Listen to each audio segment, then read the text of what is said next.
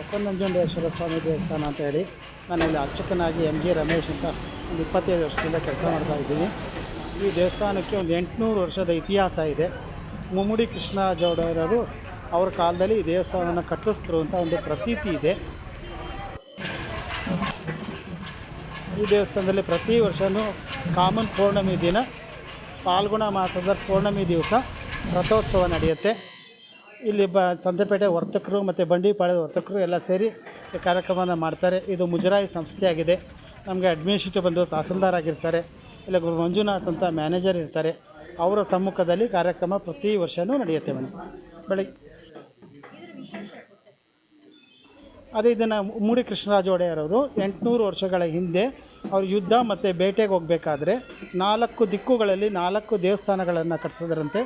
ಆ ದೇವಸ್ಥಾನಗಳಲ್ಲಿ ಇದು ಪ್ರಸನ್ನ ನಂಜುಂಡೇಶ್ವರ ಸ್ವಾಮಿ ದೇವಸ್ಥಾನ ಅಂತ ಇದು ಒಂದು, ಮತ್ತು ಸಿದ್ಧಲಿಂಗಪುರದಲ್ಲಿ ಚಂದ್ರಮೌಳೇಶ್ವರ ಸ್ವಾಮಿ ದೇವಸ್ಥಾನ ಅಂತ ಒಂದು, ಮತ್ತು ವರ್ಣದಲ್ಲಿ ಮಹದೇಶ್ವರ ಸ್ವಾಮಿ ದೇವಸ್ಥಾನ ಅಂತ ಒಂದು, ಲಿಂಗಾಬುದ್ಧಿ ಕೆರೆಯಲ್ಲಿ ಮಹಾಲಿಂಗೇಶ್ವರ ಸ್ವಾಮಿ ದೇವಸ್ಥಾನ ಅಂತ ಒಂದು. ಇದು 4 ಮುಮ್ಮಡಿ ಕೃಷ್ಣರಾಜ ಒಡೆಯ ಕಾಲದಲ್ಲಿ ಕಟ್ಟಿಸಿದ್ರಂತೆ.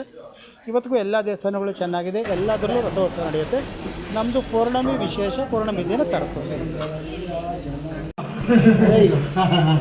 ರಾತ್ರಿ 11 ಗಂಟೆ ಆಗಬೇಕಿತ್ತು, ಆರಾಮಾಗಬೇಕಲ್ಲ.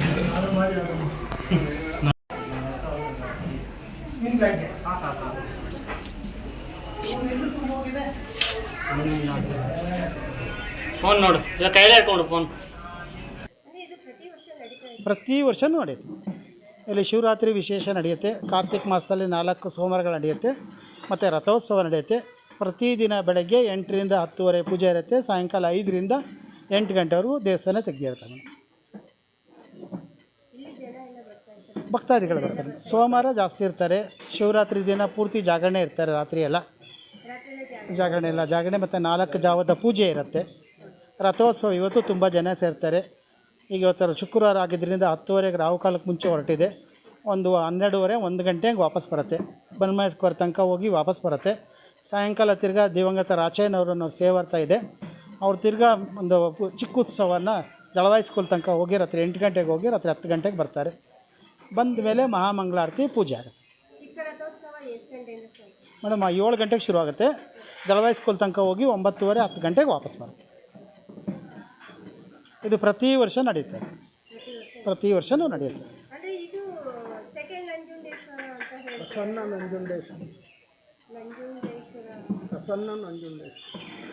ಅಂದರೆ ಪಾರ್ವತಿ ಸಮೇತವಾಗಿರೋದ್ರಿಂದ ಪ್ರಸನ್ನ ಅಂತ ಹೇಳ್ತಾರೆ. ಇದು ಪ್ರಾಕಾರದಲ್ಲಿ ಸತ್ಯನಾರಾಯಣ ಮತ್ತು ಅಮ್ಮನವರು, ಚಾಮುಂಡೇಶ್ವರಿ, ಗಣಪತಿ ಎಲ್ಲ ದೇವರುಗಳು ಇದೆ.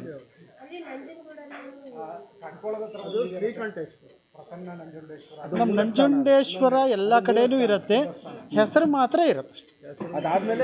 ನಂಜನಗೂಡದೇ ಬೇರೆ, ಇಲ್ಲಿದೆ ಬೇರೆ, ಚಿಕ್ಕೈನ ಛತ್ರನೇ ಬೇರೆ. ಈಶ್ವರನಿಗೆ ಸಾವಿರಾರು ಹೆಸರುಗಳಿದೆ. ಧರ್ಮಸ್ಥಳಕ್ಕೆ ಹೋದರೆ ಮಂಜುನಾಥಕ್ಕೆ ಹೋಗ್ತಾರೆ, ಮದ್ದೂರಿಗೆ ಹೋದರೆ ವೈದ್ಯನಾಥೇಶ್ವರ ಹೇಳ್ತಾರೆ, ನಂಜನಗೂಡಿಗೆ ಹೋದರೆ ಶ್ರೀಕಂಠೇಶ್ವರ ಹೇಳ್ತಾರೆ. ಎಲ್ಲನೂ ಈಶ್ವರನ ರೂಪನೇ.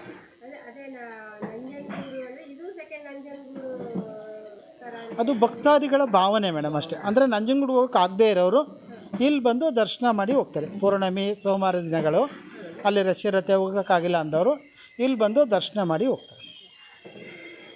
Thank you madam. ರಮೇಶ್ ಅಂತ ನನ್ನ ಹೆಸರು. ಸುರೇಶ್.